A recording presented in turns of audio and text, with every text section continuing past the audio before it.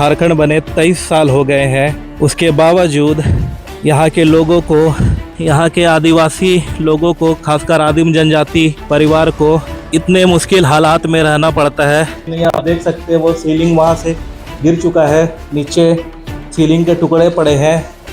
तो आप अंदाज़ा लगा सकते हैं कि जो आवास सरकार ने इन्हें मुहैया कराया है वह इतना जर्जर हो चुका है।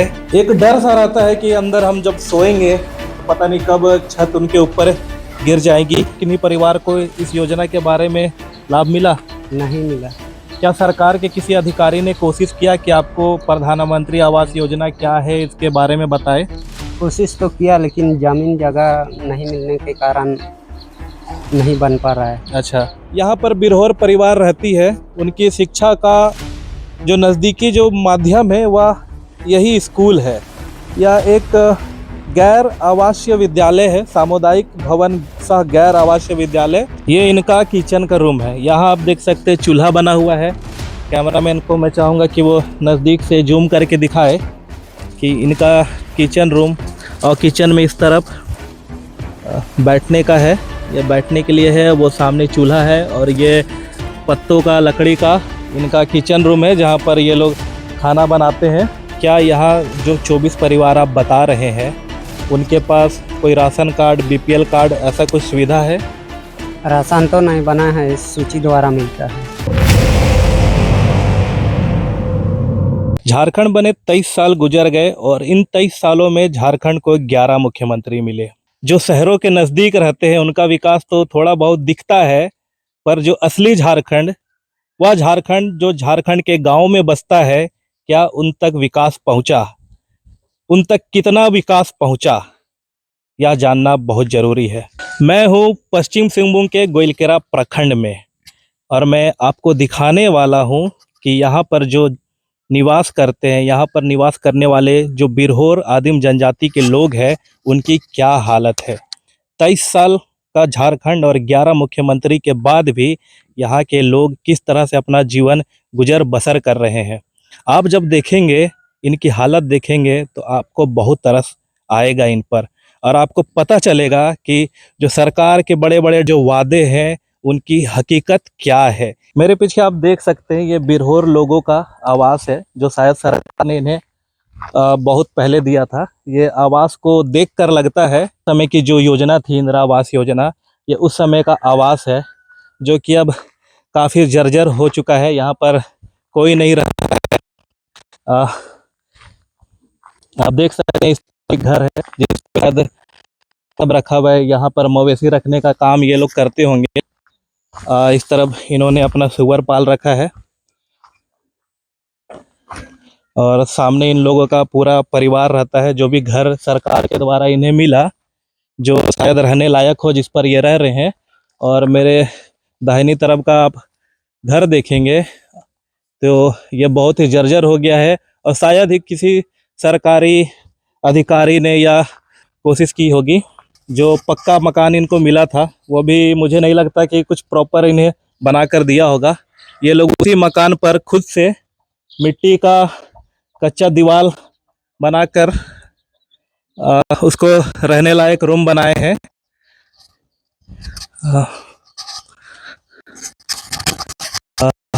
ये बरामदा था, अगर आप नज़दीक से देखेंगे, मैं कैमरामैन से चाहूँगा ये नज़दीक से दिखा दे। ये बरामदा था जिनको इन्होंने मिट्टी से लिपापोती करके ढक दिया है और एक रूम की तरह से बना दिया है। अंदर इनको रूम मिला हुआ है। मैं कोशिश करूँगा यहाँ के लोगों से बात करके जानने की कोशिश करूँगा कि ये जो भी आवास है वो इन्हें कब मिला था और कब से इस तरह के आवास में ये लोग रह रहे हैं। आप छत देख सकते हैं, बहुत ही जर्जर स्थिति में हो रखा है। पूरे छत काला पड़ गए हैं।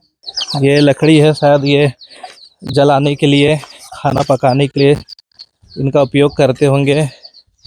ये छोटा सा झोपड़ी है। हाँ, ये इनका किचन का रूम है। यहाँ आप देख सकते हैं चूल्हा बना हुआ है।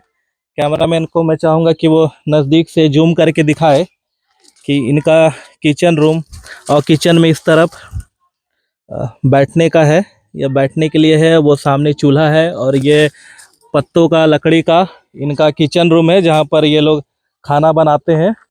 और ये नल है, शायद यह नल इन्हें हाल फिलहाल में मिला हो, क्योंकि अभी केंद्र सरकार हर घर नल योजना चला रही है।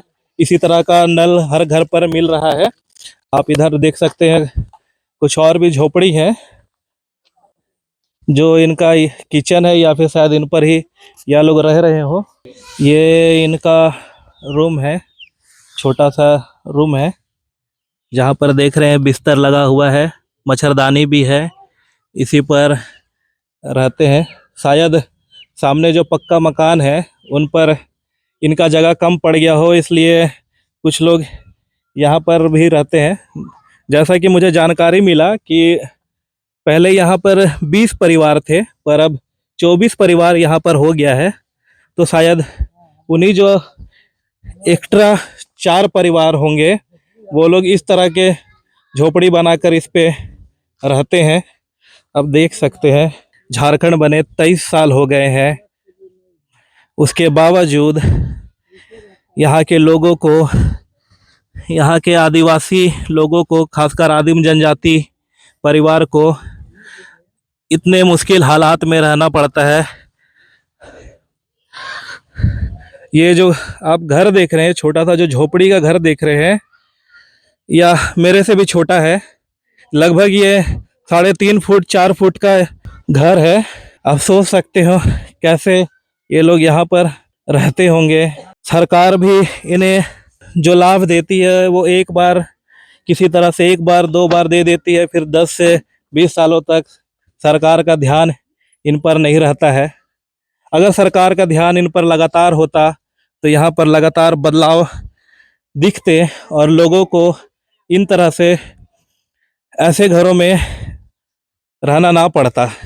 एक तरफ सरकारें अब वो आवास योजना और प्रधानमंत्री आवास योजना के नाम पर लोगों को घर देने की बात करती है, पर यहाँ रह रहे 20 से 24 परिवारों को इसी तरह से मुश्किलों में रहना पड़ता है। इसी तरह के घर में जो जर्जर हो चुका है, मिट्टी से लीपा पोती करके रहना पड़ता है। यहाँ पर आग जला हुआ है, अभी ठंड का मौसम है तो शायद ही ये लोग यहाँ पर आग जलाकर शाम में या रात में अपने आप को गर्मी दिलाते होंगे। यहाँ पर कुछ बुजुर्ग महिलाएं हैं, सूखे हुए साग को पीसकर उनका पाउडर बना रही हैं। ये साग का पाउडर जो बनता है, इसे यहाँ के लोकल भाषा में, जो कोल्हान के क्षेत्रों में आम रूप से मिलता है, इसे लुपू कहते हैं। इनका ये सूखी साग को जो चावल का माड़ होता है, माड़ का रस होता है, जिसे माड़ झोड़ कह सकते हैं, उसमें मिलाकर खाया जाता है। आप वीडियो में देखेंगे तो इस तरह के 4 भवन बने हुए हैं जिसमें कमरे बनाए हुए हैं, और इन्हीं कमरों को इन्हें आवंटन किया हुआ होगा, जिसमें हर परिवार के हिसाब से कुछ कमरे बने हुए हैं। मैं कोशिश करूंगा कि यहाँ के लोगों से मैं बात कर सकूं और उन्हें क्या सरकारी लाभ मिल रही है, और जो भी लाभ मिला है वो कब मिला है, और अभी हाल में सरकार की तरफ से इन्हें क्या क्या सुविधा मिल रही है, उन सब के बारे में इनसे पूछकर जानने का कोशिश करूंगा। मिली है जो धूप में आराम कर रही है, उनका किचन देख सकते हैं, यहीं पर उनका किचन है।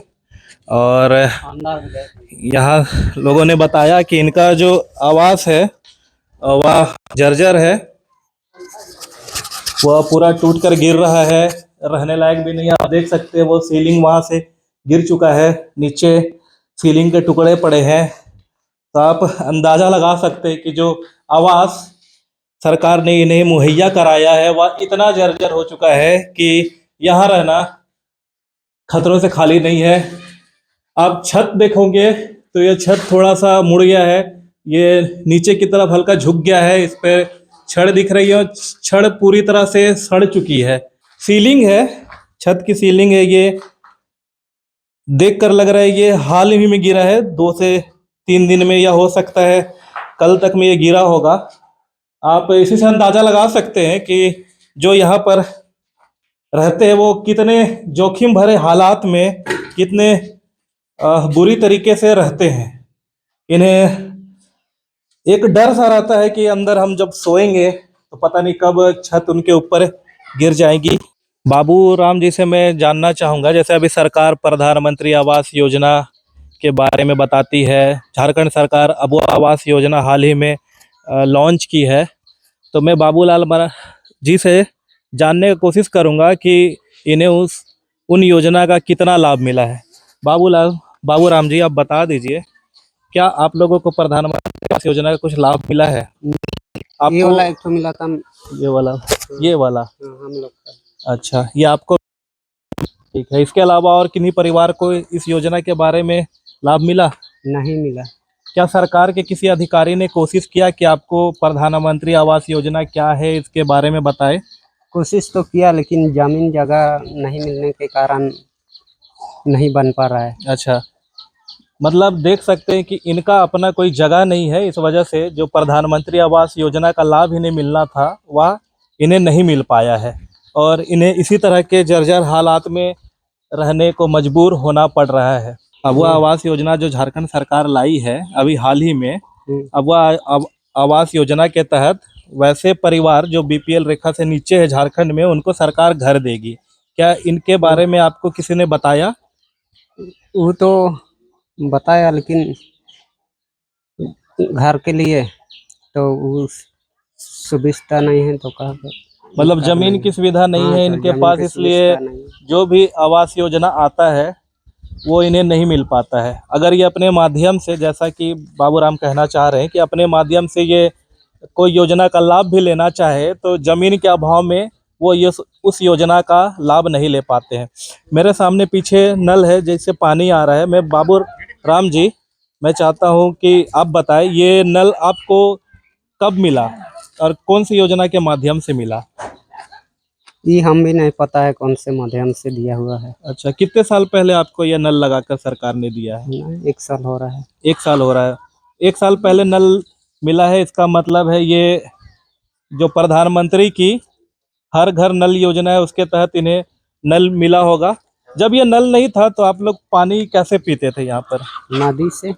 नदी का पानी से आप लोग जीवन गुजर बसर करते थे, तो अभी नल लग जाने की वजह से आपको कुछ सुविधा हुई है पानी की। इस नल पर कितने टाइम पानी आता है? दिन भर आता है। दिन भर आते रहता है। थोड़ा ड्रम बड़ा है।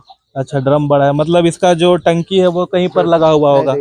आप पीछे, ठीक है, उस बिल्डिंग के पीछे सोलर वाला आप देख सकते हैं टंकी लगा हुआ है। जैसा कि हर गरीब परिवार जो गरीबी रेखा के नीचे आते हैं उनके लिए सरकार राशन कार्ड बनाती है, बीपीएल कार्ड जैसी सुविधा देती है। उनके माध्यम से सरकार 35 किलो का अनाज देती है। क्या यहाँ जो 24 परिवार आप बता रहे हैं उनके पास कोई राशन कार्ड, बीपीएल कार्ड, ऐसा कुछ सुविधा है? राशन तो नहीं बना है, सूची द्वारा मिलता है। सूची द्वारा? किस तरह का सूची? वो राशन का नंबर से चढ़ा हुआ था, कार्ड तो नहीं दिया है। तो आप लोग का एक सूची बना हुआ है जिनके माध्यम से आप लोगों को राशन मिलता है। कितना राशन मिलता होगा? 23 किलो देता है। 23 किलो मतलब एक परिवार को या एक सदस्य के हिसाब से मिलता है? एक परिवार को। एक परिवार को 23 किलो का अनाज मिलता है। उस अनाज में क्या क्या होता है? खाली चावल देता है। खाली चावल? और जो चना दाल वगैरह की बात करती है सरकार, क्या वो नहीं मिलता आपको? नहीं मिलता है। नहीं मिलता। भी नहीं मिलता है। गेहूं भी नहीं मिलता है। तो आप देख सकते हैं इनका राशन कार्ड तो नहीं बना है, पर चूंकि ये बता रहे हैं इनका एक सूची बना है, उस सूची के माध्यम से इन्हें 23 किलो का अनाज मिलता है। वो 23 किलो में सिर्फ इन्हें सरकार के तरफ से सिर्फ चावल मिलता है। जैसे सरकार का कहना है कि वो चावल के साथ कुछ मिलेट्स वगैरह देती है, दाल वगैरह देती है, पर इनका कहना है कि इन्हें सिर्फ चावल ही 23 किलो मिलता है। अभी जिन बाबू राम जी से मैं बात कर रहा था ये उनका रूम है। बाबू राम जी का कहना है कि उनका रूम में बरसात के समय में पानी छूता है, उनका रूम का भी हालात बहुत ख़राब है। चूँकि बाबू राम जी यहाँ के पढ़े लिखे हैं, इसलिए इस वजह से इनका घर थोड़ा सा कहे साफ सुथरा है, इन्होंने रंग रोगन करा कर रखा है, पर अंदर से आप देखेंगे तो इनका घर रहने लायक तो नहीं है, बहुत ही बुरा स्थिति है कहे तो, क्योंकि कोई भी इस तरह के घर पे रहेगा तो उन्हें हर समय यही डर सताता रहेगा कि पता नहीं कब छत की सीलिंग उनके ऊपर गिर जाए और कब कोई बड़ा हादसा हो जाए। बाबूराम जी ने जैसा बताया था कि यहाँ पर भारत सेवा आश्रम संघ की तरफ से स्कूल बनाया गया है, जहाँ पर बच्चों को 5 क्लास तक की शिक्षा दिया जाता है। और जो अ, झारखंड सरकार की जो मंत्री है जोभा मांझी, उन्होंने ही इस स्कूल का उद्घाटन 5 साल पहले करा था और उसी समय वो यहाँ पर आई थी और उसके बाद जोभा मांझी यहाँ पर नहीं आई है। यहाँ से मनोहरपुर का विधानसभा है, क्योंकि यह तो जगन्नाथपुर विधानसभा में पड़ता है, पर यहाँ से नज़दीक में मनोहरपुर विधानसभा का भी क्षेत्र है। और जोभा मांझी जो झारखंड सरकार में बाल कल्याण मंत्री है, वो 5 साल पहले आई थी और इस भवन का उद्घाटन की थी। यह भवन है भारत सेवा श्रम संघ की तरफ से इन लोगों के लिए बनाया गया है। यहाँ ऊपर लिखा है प्रणव नंदा विद्या मंदिर रेंगाल बेड़ा, कल्याण मंत्रालय भारत सरकार। यानी कि कल्याण मंत्रालय भारत सरकार के सहयोग से भारत सेवा श्रम संघ ने इस विद्यालय को बनाया था। मतलब जो यहाँ पर बिरहोर परिवार रहती है, उनकी शिक्षा का जो नज़दीकी जो माध्यम है वह यही स्कूल है। यह एक गैर आवासीय विद्यालय है, सामुदायिक भवन सह गैर आवासीय विद्यालय। तो बाबूराम जी, चूँकि बाबूराम जी ही है जो यहाँ हिंदी समझते हैं, जो पढ़े लिखे हैं इन लोगों में, मैं बाबूराम जी से जानना चाहूँगा कि बाबूराम जी आप कितने क्लास तक पढ़े हैं? 4th क्लास तक पढ़े हैं। 4th क्लास तक पढ़े हैं। और आपके गांव में कोई मुंडा वगैरह है? मुंडा कोई नहीं है, हम ही को मुंडा बनाया है। अच्छा, आप ही को मुंडा, चूंकि आप पढ़े लिखे हैं इसलिए आपको मुंडा बनाया गया है। मतलब सारा ये जो परिवार है उनकी जिम्मेदारी आपके ऊपर ही है। मेरे ऊपर में है। और कोई ऐसा बच्चा जो यहाँ से अच्छा पढ़ लिख के कुछ अच्छा बन गया है? कोई नहीं बना है। कोई नहीं। तो यहाँ के बच्चे तक, जैसे कि आप बता रहे थे कि पढ़ते हैं, पढ़ने के बाद जमशेदपुर चले जाते हैं, तो जमशेदपुर में कितने क्लास तक पढ़ पाते हैं? इंटर तक। मेरे साथ बाबूराम बिरहोर जी थे, लेकिन चूंकि उनका अपना कुछ व्यक्तिगत काम था जिसकी वजह से उन्हें जाना पड़ा, और उनके अलावा और कोई भी लोग यहाँ पर अच्छी तरह से हिंदी भाषा नहीं समझते हैं। तो यहाँ इनसे लोकल भाषा में बात करने के लिए मेरे साथ मेरे सहयोगी शैलेंद्र जी है। मैं शैलेंद्र जी के माध्यम से इनसे कुछ सवाल करूंगा। शैलेंद्र जी लोकल भाषा में इनसे सवाल करके हमें हिंदी में समझाएंगे कि उनका जवाब क्या है। आपका नाम क्या है?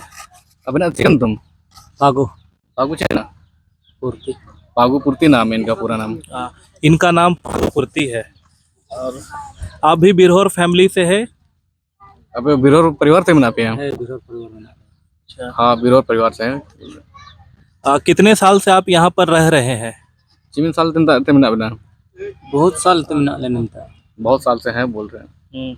आपके जो पूर्वज थे, माता पिताजी, आपके दादा दादी, वह भी यहीं पर रहते थे? अब ना जो इंगा पुको ने तो दादा दादी को मिला को निंतारे को थे कि ना को। हाँ, यहीं पे थे। तो यह आवास उनके समय से है या फिर अभी हाल के समय में आपको मिला है? नेन वो इन समय नामा करना चाहिए ना, बस इंग्र नामा करना।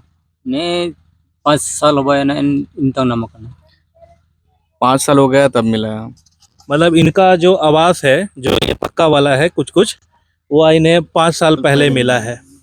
और जो अभुआ आवास योजना है या फिर प्रधानमंत्री आवास योजना है, उनके बारे में आपका क्या कहना है? ये प्रधानमंत्री आवास योजना से जाना, ये योजना का वो आवास को जाना का नहीं। तो इनका भी कहना है कि जो अभुआ आवास योजना है वह इन्हें नहीं मिला है। वो तो बाबूराम जी ने बता दिया था कि चूंकि इनके पास अपना कोई ज़मीन नहीं है, इसलिए इस तरह का कोई भी योजना इन्हें नहीं मिल पाता है। बाबूराम जी ने यह भी बताया था कि यहाँ पर जो भी लोग मर जाते हैं उनको दफनाने के लिए भी इन लोगों के पास ज़मीन नहीं है। अगल बगल के जो भी लोग हैं वह इन्हें ज़मीन नहीं देते हैं अपना जो इनके लोग जो मर जाते हैं उनको दफनाने के लिए उन्हें जगह नहीं दे पाते हैं। तो बाबूराम जी से उस बारे में उतना सवाल नहीं कर पाया था क्योंकि वे व्यस्त थे। तो मैं इनसे जानने का कोशिश करूंगा कि जो लोग यहाँ पर मर जाते हैं उनको ये दफनाते हैं और अगर दफनाने का जगह नहीं मिल पाता है तो क्या करते हैं। ganun ta hog jan chilka kon ta tu kondo Kako tu pari ana do chilka ko lego yan dako. kako tu pari pe है ओ, जगह के kako em तना दो. जगह नहीं देता है बोल रहा नहीं देता। तो दफनाने के लिए तो फिर क्या करते हैं उनका। एंडो चिके पे तू पको चिके उरुक पे इनका के और मुंडा मुखिया कुले कुलीबा कहते तो पकवा. वो मुंडा लोग से पूछ के वो लोग दफनाते हैं। मतलब इनका कहना है कि मुंडा मानकी के माध्यम से बुलाकर पंचायत वगैरह करा के किसी तरह से उन्हें दफनाने की कोशिश करते हैं। और मैं जानना चाहूँगा कि इन्हें जैसा कि बाबूराम जी ने बताया था कि इन्हें सूची इनका बना है उनके माध्यम से इन्हें अनाज वगैरह या सरकारी सुविधा मुहैया कराई जाती है। तो सरकार जी इनसे में क्या क्या मिला है, क्या अनाज मिलता है या फिर और भी जो भी सरकारी पेंशन योजना है वो सब इन्हें मिलती है। एंड चिको दफना में अच्छी का पे सरकार पाइते इन सूची द्वारा तले ना में तना. सूची के द्वारा से मिलता है। और क्या था कितना चावल मिलता है। चावल पे ना में 34 किलो 34 किलो इनको चावल मिलता है। 34 किलो। के परिवार में कितने सदस्य है। आप वो अरसी में जन्मी ना आपको अले वारे 4 जन ना. 4 लोग हैं। 4 जन बच्चे हैं या फिर कोई बड़े बुजुर्ग भी है। 4 जन उनको मिला आपको अच्छी जाए करे को मिला आपको मरंग को 12 और होनकिन 12 और बड़े 2 लोग हैं और बच्चे 2 लोग हैं। हाँ, इनको कोई पेंशन योजना मिलता है। जान पेंशन पे ना में सरकार पाइते हैं। इन्हें वृद्धा पेंशन को ना में तना 1000 रुपया महीना. वृद्धा पेंशन तो वृद्धा पेंशन जो बुजुर्ग होंगे उनको मिलता होगा। तो शैलेंद्र जी इनसे पूछिए कि इन्हें जो तरफ से जनजाति योजना का 600 रुपया सरकार कहती है क्या वह इन्हें मिलता है। आप ये योजना जनजाति वाला मिला है 600 रुपये बना में अच्छी का अले ना में तना नहीं मिलता है इनको नहीं मिलता है। आप देखते हैं मेरे झोपड़ी है जो कि मैंने पहले भी वीडियो में दिखाया था। इनसे मैं जानने की कोशिश करूंगा इन झोपड़ियों में कौन रहते हैं। शैलेंद्र जी इनसे पूछिए कि ये जो पीछे का झोपड़ी है इसमें कितने लोग रहते हैं, कौन कौन सा परिवार इसमें रहता है और कितने लोग इसके अंदर सोते हैं। देन झोपड़ी दो को भी दी है। अन्या दो हने तेरे रे अच्छा उनको अपन बुरा दो ने इनका उनके फादर का ये उनके पिताजी का ये और उनका आगे है वहाँ पे। मतलब ये जो झोपड़ी अच्छा ये इनका सामने है उनके पिताजी का पीछे है। हाँ, तो इनसे पूछिए कि बाकी आवास में रहते हैं ये झोपड़ियों में क्यों रह रहे हैं। अनिको सोबन को पक्का वार को तेना पे झोपड़ी से आ रहे पते ने पक्का वाले तो बनो दो इन दो ने जो पुलिस के लिए बना ले. पक्का आवास इनको नहीं मिला। इनको पक्का आवास क्यों नहीं मिल पाया जैसे कि बाकियों को पक्का आवास मिला है इन्हें क्यों नहीं मिला। आप ऐसे कितना नाम किड़ा सोबन को नाम किड़ा इनका के हो कुले संगे न होन को आंधी है नक्को. अच्छा होन कौन पार कौन नेपाल आले. अच्छा इनके बच्चे लोग की शादी हो गई है तो वो लोग इधर रहते हैं तो लोग ज्यादा होने के कारण उनको यहाँ रहना पड़ रहा है। अच्छा तो क्या नाम था इनका। चिकन तो अपन पागुपुर ये थे फागु फुर्ती जिन्होंने बताया कि ये झोपड़ी में रहते हैं, बाकी लोगों को आवास मिला, इनका परिवार बढ़ गया और कुछ बच्चों का इनका शादी हो गया जिस वजह से परिवार बड़ा हो जाने की वजह से इन्हें उन झोपड़ियों से बाहर मतलब उन भवनों से बाहर इधर की झोपड़ियों में रहना पड़ रहा है। और शैलेंद्र जी इनसे पूछिएगा कि इनके पास सरकार के कर्मचारी आखिरी बार कब आए थे।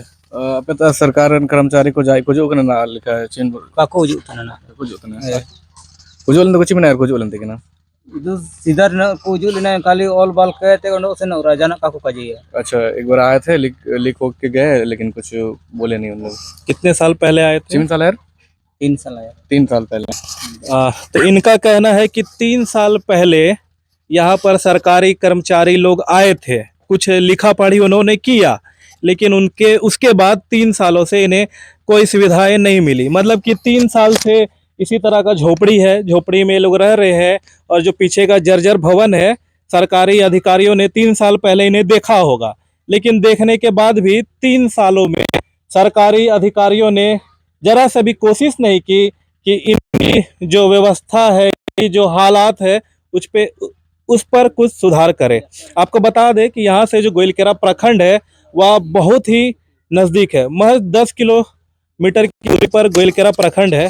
चूँकि हो सकता है कि ये जो विधानसभा है ये जगन्नाथपुर विधानसभा का क्षेत्र पड़ता है, जो कभी मधुकोड़ा का क्षेत्र हुआ करता था। यहाँ से नज़दीक में मनोहरपुर विधानसभा है, लेकिन चूँकि यह मनोहरपुर विधानसभा का क्षेत्र नहीं है, शायद ये भी वजह रहा होगा कि गोइलकेरा प्रखंड जो कि मनोहरपुर विधानसभा में पड़ता है, उसके अधिकारी यहाँ तक अपना लाभ नहीं पहुँचा पाते हैं। पर चूँकि जगन्नाथपुर विधानसभा का क्षेत्र है, तो वहाँ के जो अधिकारी है जिनका ये इलाका पड़ता है, उन्हें कम से कम इनकी सुविधाओं पर ध्यान देना चाहिए, इनके हालात पर ध्यान देना चाहिए और कोशिश करना चाहिए कि सरकार के तरफ से जो भी आदिम जनजातियों के लिए योजना है उनका लाभ इन्हें मिल सके और इनकी जो दशा है वह भी सुधर सके।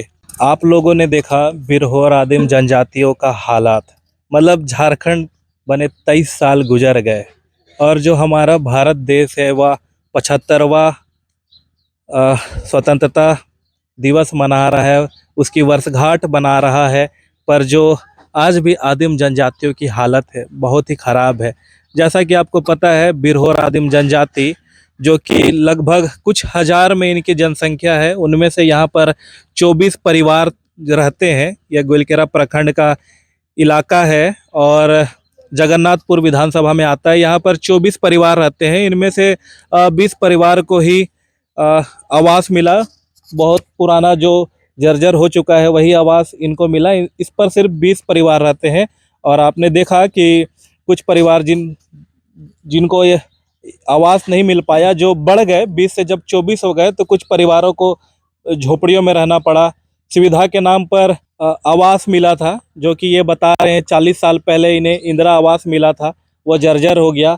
उसके बाद इधर जो आवास जो बचा है यह भी इन्हें लगभग 4 साल पहले या 10-15 साल पहले, कुछ 4 साल पहले और कुछ 15 साल पहले मिला था, जो कि जर्जर हो चुका है। मतलब एक बार इन्हें आवास मिल जाता है, उसके बाद यह आवास की स्थिति क्या है, ये कितनी जर्जर हो चुकी है, इसके बारे में कोई सरकारी कर्मचारी दोबारा आकर देखने की कोशिश तक नहीं करता है कि वह आवास किस तरह से है, कैसे उसमें ये लोग रह रहे हैं, वह आवास अब सुरक्षित बचा है कि नहीं बचा है, उसका जीर्णोद्धार करना चाहिए कि नहीं करना चाहिए, वह भी सरकारी अधिकारी देखने की कोशिश नहीं करते हैं। बस वो एक बार इन तक किसी भी तरह का सरकारी लाभ पहुंचा देते हैं, आवास बना देते हैं, उसके बाद वह भूल जाते हैं कि जिन आदिम परिवारों को उन्होंने जो सुविधाएं दी वह सुविधा का क्या हाल है।